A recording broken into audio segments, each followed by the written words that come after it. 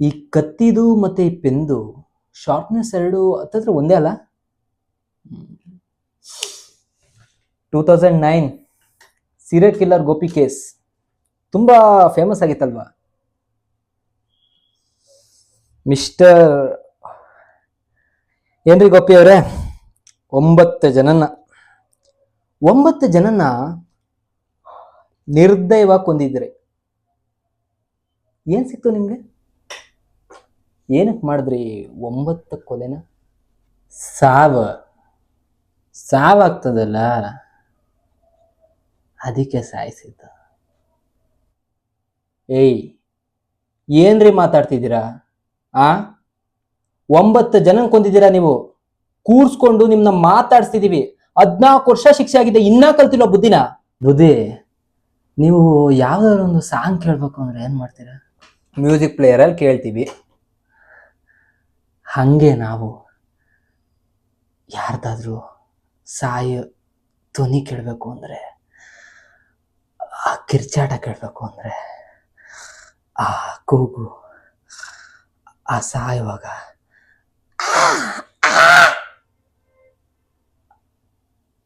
ಅಂತ ಬಡ್ಕೋತಾರಲ್ಲ, ಅದ್ ಕೇಳಬೇಕು ಅಂದ್ರೆ ಸಾಯಿಸ್ತೀವಿ. ಏಯ್, ಎತ್ತ ಕಪಾಳ ಕೊಡ್ಬಿಡ್ತೀನಿ. ತುಂಬಾ ಕಂಟ್ರೋಲ್ ಮಾಡ್ಕೊಂತಿದ್ದೀನಿ ಗೋಪಿ, ಬಿಕಾಸ್ ಇದು ಲೈವ್ ಹೋಗ್ತಾ ಇದೆ, ಎಲ್ಲಾರು ನೋಡ್ತಿರ್ತಾರೆ. ಅಂತ ವರ್ಡ್ಸ್ ನಮ್ ಬಾಯಲ್ಲಿ ಬರಬಾರ್ದು. ನಮ್ ಕೆಲಸ ಬಿಡಿ. ಆಸ್ ಎ ಹ್ಯೂಮನ್ ನಿಮ್ಗೆ ರೆಸ್ಪೆಕ್ಟ್ ಕೊಡಕ್ ನಮ್ಗೆ ಇಷ್ಟ ಬರ್ತಾ ಇಲ್ಲ.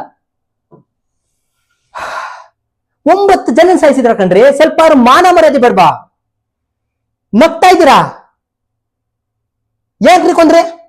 ಒಂದಿಷ್ಟು ಏನಾರು ಅನ್ಸ್ತಾ ಇದೆ ಅಂದ್ರೆ ಏನ್ರಿ ಕೊಂದ್ರಿ ನೀವು ಅವ್ರನ್ನ?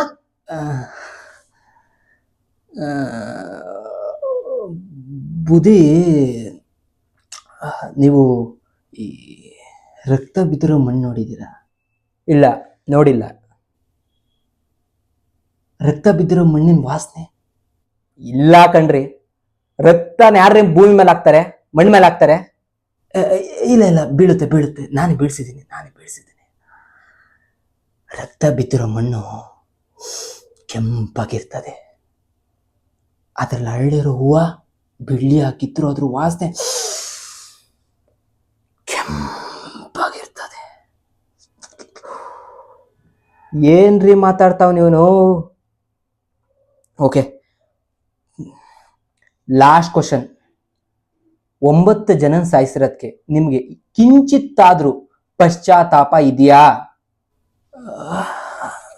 ಇಲ್ಲ ಬುದ್ಧಿ, ನಾನ್ ಸಾಯಿಸಿರೋ 10 ಜನರ ಮೇಲೂ